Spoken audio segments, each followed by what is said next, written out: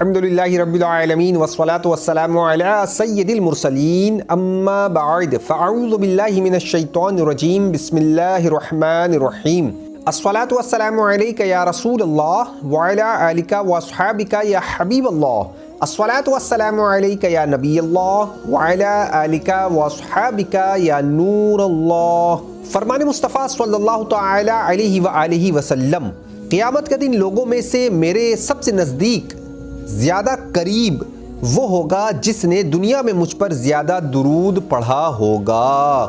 صلو علی الحبیب صلی اللہ تعالی علی محمد۔ حضرت جنید بغدادی رحمۃ اللہ تعالی علیہ کے پاس کسی شخص نے ایک پرندہ تحفے کے طور پر بھیجا۔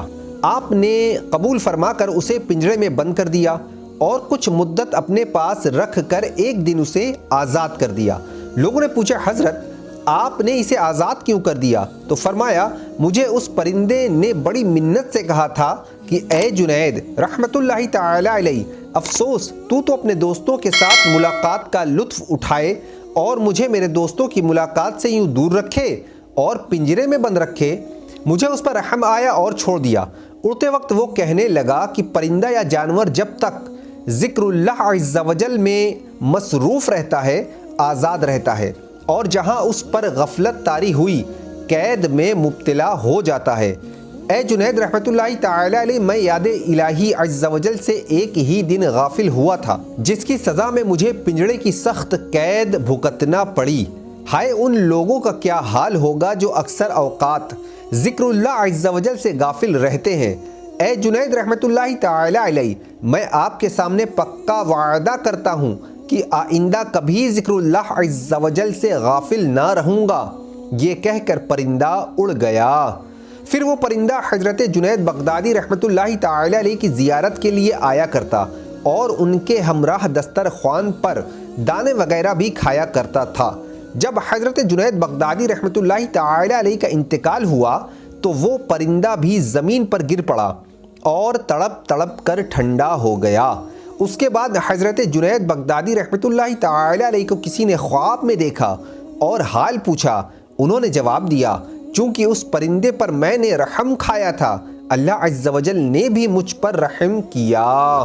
صلو علی الحبیب صلی اللہ تعالی علی محمد۔ ایک بزرگ رحمت اللہ تعالی علیہ کے حالات میں لکھا ہے کہ آپ مچھلیاں پکڑ رہے تھے اور آپ کے ساتھ آپ کی چھوٹی لڑکی بھی بیٹھی تھی۔ آپ جو بھی مچھلی پکڑتے وہ اپنی لڑکی کو دیتے جاتے اور وہ لڑکی اپنے والد سے مچھلیاں لے لے کر پھر دریا میں ڈالتی جاتی۔ حضرت جب فارغ ہو کر اٹھے تو لڑکی سے فرمایا، بیٹی مچھلیاں کہاں ہیں؟ تو وہ بولی، ابا جان میں نے تو ان سب کو پھر دریا میں ڈال دیا۔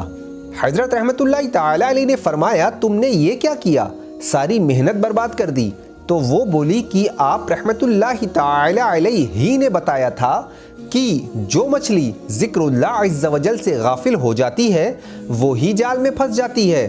تو آپ رحمت اللہ تعالی علیہ جس مچھلی کو پکڑتے تھے میں سمجھ لیتی تھی کہ یہ مچھلی ذکر اللہ عز و جل سے غافل ہے، جبھی تو پکڑی گئی ہے۔ اس لیے میں نے اس خیال سے کہ غافل مچھلیاں کھا کر ان کی صحبت سے کہیں ہم بھی ذکر اللہ عز و جل سے غافل نہ ہو جائیں، لہٰذا میں نے وہ ساری مچھلیاں پھر دریا میں ڈال دیں۔ صلو علی الحبیب صلی اللہ تعالی علی محمد۔ سرکار مدینہ صلی اللہ تعالی علیہ وآلہ وسلم نے فرمایا، میڈک کو نہ مارو کیونکہ وہ کثرت سے تسبیح کرتا ہے۔